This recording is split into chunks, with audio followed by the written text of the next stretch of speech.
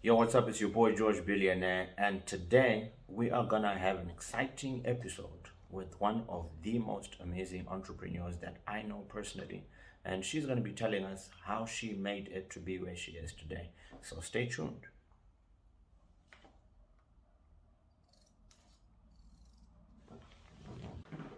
Ladies and gentlemen, our entrepreneur of the day is Santana Tarusenga. Santana, how are you? Hi, George. How are It's a you? pleasure to actually finally get to spend some time here at your amazing office to actually just have a chat with you. Yeah, thank you for having me. Yeah, Santana, tell us about you. How did you begin your journey of entrepreneurship? Um, yeah, I guess from a young age, from a very tender age, growing up with a single mother who was also an entrepreneur, a businesswoman, who taught me not to depend on one source of income, Yeah. and to always diversify, to always be out there looking for new ways to fend for your family. So I kind of grew up not wanting to be stagnant or to be in one place, always wanting to be out there and making the best of everything I can.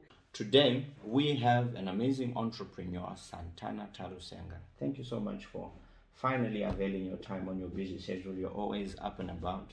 So thank you so much for making some time for us today. Thank you, George. Thank you. Santana, we'll get right into it. Tell us, who is Santana? And, you're an amazing entrepreneur, but we want to know some of your past, where you came from, and how you became this amazing businesswoman. Oh, okay. Yeah, my name is Santana Tarusenga, like you rightly said. I am a third born of four kids. Yeah, I grew up in Highfield, and then I moved to Masvingo. Then I moved to Bulawayo. I was in between homes growing up. I was always here and there because my parents divorced at a very tender age. I think I must have been 2 years old. So because of that, I was always being moved around, going to different places, learning in different schools. I actually went to quite a number of schools. So now you find that I can meet someone today and then they'll be like, oh, I grew up with her in Malawi. And one will say, oh no, I grew up with her in Gweru. And they're all not lying. I grew up with all of them because I was everywhere. Wow. Yeah. And because of that, I guess that's what has made me or brought me to the place where I am today. Because I grew up telling myself that I would never want my child to go through what I went through or to have the same upbringing that I got. Oh, wow. So that's what causes me to work so hard, and hence here I am today. Oh, wow. And work so hard she does. And, tell us a little bit about your businesses. I know you're a serial entrepreneur. You're a woman who, dwells in a lot of businesses. So tell us a little bit about, your businesses and when you actually did start business. So it's actually a very funny story. My mom ran tuck shops. And she also used to go and buy stuff to sell, from SA, like Anamello Kudara. Yeah, used yeah. to go to Joburg, etc. And I remember I used to ask her to give me like a pack of sweets or gum to take to school. So I would take those to work, to school. Yeah. So instead of her giving me tuck money, I would earn my own money. Like I'd go to school and run a tuck shop in class. Yeah. And how old were you at that time? I was quite young, I think from Form 1. Wow. From the time I was in Form 1. Yeah. And I was at Queen Elizabeth at the time. And it was pretty, not that I was coming from a very bad place, because my dad was okay. My dad was, I don't know, financially stable, and he catered for almost everything I needed. So I had a part of my life that was well cushioned. Then I also had or got a chance to see the other side of life, which motivated me to do what I did, because I saw how hard my mom worked as well. And so I started that. Then I remember in 2007, end of 2007. How did you do academically at school?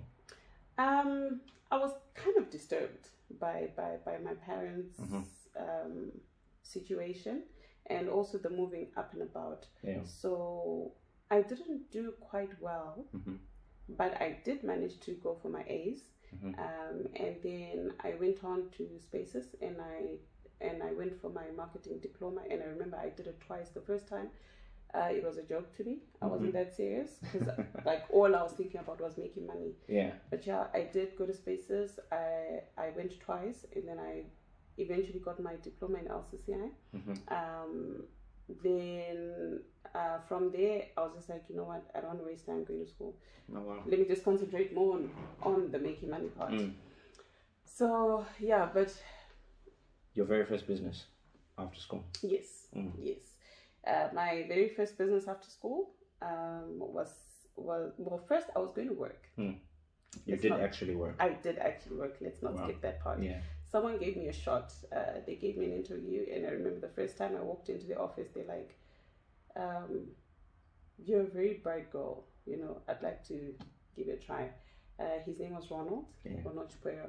So he gave me a shot, and he used to run a garage that used to specialize in car services. Right.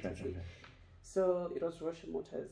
So he employed me. At first, I was meant to be a sales personnel. Yeah.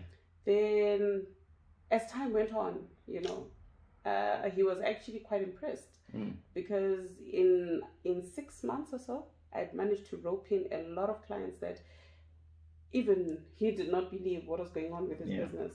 And then he also urged me to go back to school, etc., and try and advance myself. And he did help me a lot in terms of grooming. He did help me a lot. He taught me a lot of business principles that I still stand by today. Oh, wow. But after that, it wasn't enough for me, so I left. I left and I started selling clothes. Initially, I started selling clothes. In a shop or in your car? No, like out of my car, like out of the boot, you know, like those boot shops. Yeah. So I used to go around selling clothes, and then I specialized in men's shirts, mainly men's shirts. And then from there, I think I got kind of like, I'm one person who gets tired easily. So that's why I always believe in reinventing yourself and finding something else to do. So I moved from there, and then I remember then I was married. So, well, because I got married at a very tender age, at 18. And then we started our business. We started our taxi business. We used to operate taxis in town, and we moved from the taxis and we went to the commuter omnibuses, Makombi. Oh, really? Yes, we did. Oh, wow. We did. So you are a serial entrepreneur. Tell us a little bit about the businesses that you currently... A lot of people might know me, or do know me actually, for interior designing, for decor. But I also run a board drilling company, which is called Blue Sea Drilling. And the furniture business is called Classic Living, Home Decor. And I'm also into charity work. I love charity work.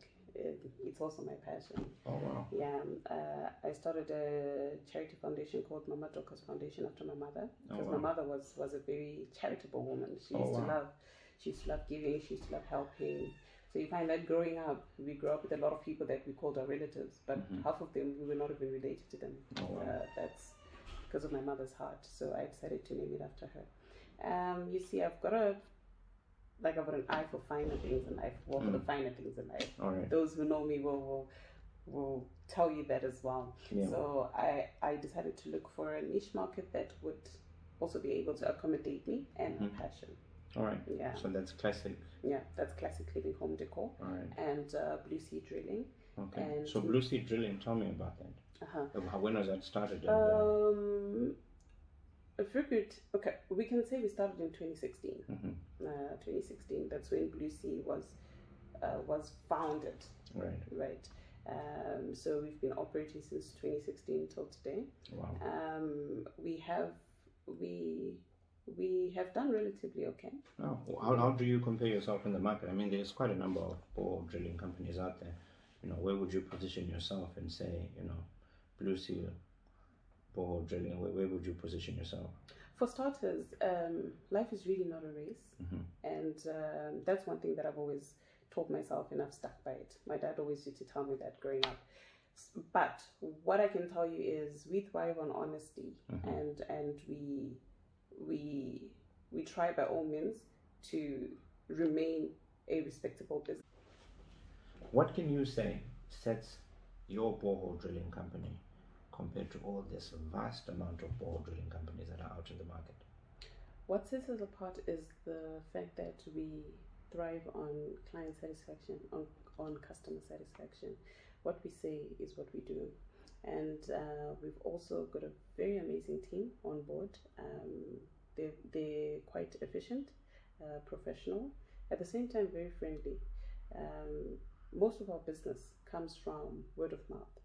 Yes, of course, we are present on social media. We've got social media presence, but most of our core business has been derived from happy clients, from happy customers, people that we've worked with before. You'll find that I try and just use the same concept even with classic living, home decor. Just trying to please our customer. Oh, wow. When a client is happy, they'll go and tell other people. Wow, I like that. A happy client will sneeze on other people. And what can you say? There's so many. Now, I always ask people what exactly it is that they applied for them to be successful. And today I'm going to ask you for your top 5 success principles. I know this is something that is just coming off head, but I want to really know what it is that has made you become this successful, multi-award winning businesswoman. You are well known in the market and you've done so well. What are your top 5 success principles? Okay, the first one would be hard work. Yeah. You can't expect to reap where you didn't sow. Yeah. So whatever you're expecting out of life, make sure that you work hard for it. The second one would be consistency. You can't work hard and not be consistent at what you're doing. Yeah. You need to maintain, or rather exceed your performance levels in order for you to achieve what you're trying to achieve. Yeah. Then there's aggression. You must be aggressive. Yeah. You have to be aggressive. For me, I think that's something that I was born with. I have this inborn aggression. You find that whatever I do, I put everything into it, and I'm so involved. And then we have also the fear of being average that should push you. Personally, I would never want to be an average person, and I never want to believe that I am. Yeah. So just that alone scares me. Just looking at life from that angle scares me, and it pushes me to work harder. And then we have honesty. You should be honest in everything that you do. Yeah. Even if someone trusts you, if I can't trust you with $1, how am I going to be able to trust you with $1 million?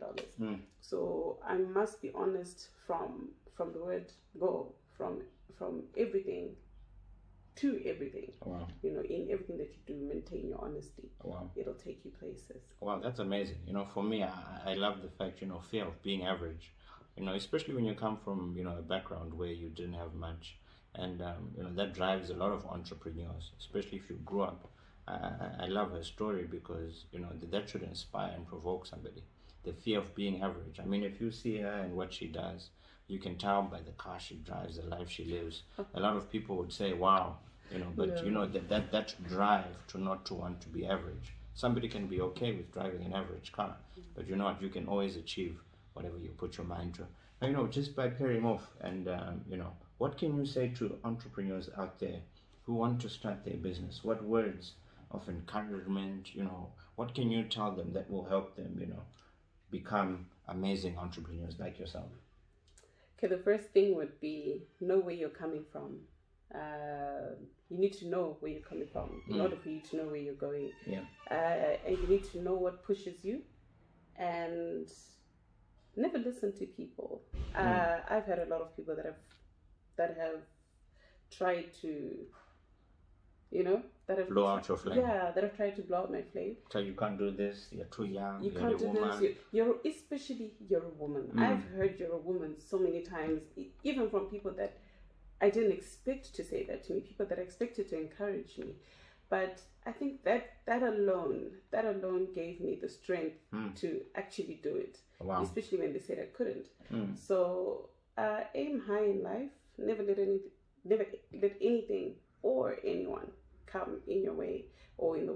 success. What you believe you will become is what you will be.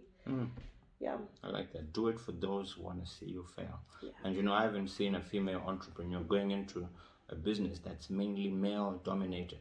You see most of the borehole drilling companies, they're mainly male dominated. And to the girl child, what would you want to say to a young girl? Maybe she's finishing her A levels, maybe she's at university, maybe she's working. What would you want to say to the girl child out there as we sign out? Nothing is above you, mama. You can do anything, and you can be anything that you want in life. Nothing is above you, and the sky is not even the limit. Hey, especially for us women, you find that there's now what do you call those? Oh, there's now pilots that are female. There's now women are really breaking the ground. True. So there's no barrier at all, and being female doesn't mean there's things that you're limited to. You can achieve anything, and you can be anything that you want in life, as long as you put your mind to it and your heart to it. Well, ladies and gentlemen, that's some amazing wisdom and nuggets from Santana. She's an amazing businesswoman, and I believe that, you've definitely caught and learned some amazing things of what has made her to being an amazing and successful serial entrepreneur. Santana, thank you so much for your time. Thank you so much. And I believe somebody who didn't know you is actually going to be very much impacted by your story. Well, thank you so much for having me. I'm grateful. Thank you very much, George. Sure. Thank you.